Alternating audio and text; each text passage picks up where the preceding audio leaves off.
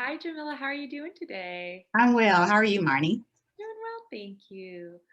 I was wondering if you could tell me your most memorable experience with having a nonprofit burnout job. Unfortunately, yes, I can. I had a remarkable social justice community organizer who had a heart attack, and I later discovered that she was working three nonprofit jobs. Oh my Three goodness. jobs, three nonprofit jobs just to make ends meet. So I was shocked. But the story is that when I was working as a campaign director for a nonprofit, I rehired a fantastic voter education canvasser.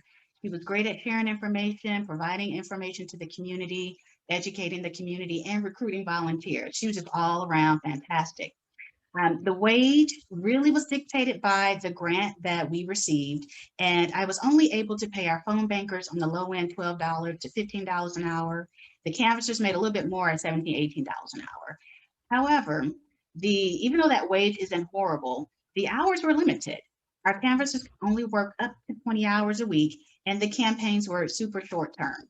So we had a 2 week campaign or up to maybe a 2 month campaign. And then I would have to lay all of the organizers off. They would be off for 2 or 3 months. And then I could rehire them once we had more money that would come in from the grant maker. So, it was a challenge. And of course, because these are temporary, part time contractors, there were no benefits. So the canvasser was a Black woman over the age of 50 who had been formerly incarcerated and was really working to support not only herself, but her kids and her grandkids. She was a canvasser, she was a night manager at a homeless shelter, and she was a caregiver. So those are her three nonprofit jobs. And with that, she was basically working about 20 hours every day. Okay, 20 hours a day.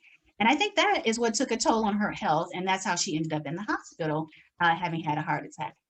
Now, she is okay. She was released from the hospital and cleared to work, but she discovered that her job at the shelter had been eliminated.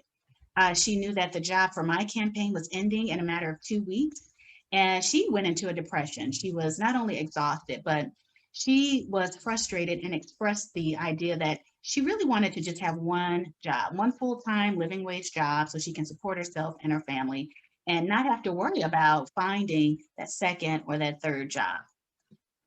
So I really want to encourage grant makers to provide enough funding to cover either a higher hourly rate for social justice outreach workers or simply invest in a year-round worker, someone who can work full time, because the fight for justice, it's never ending. And it's super important that we support our field organizers who are essentially our frontline workers with fair pay and benefits to support their well-being.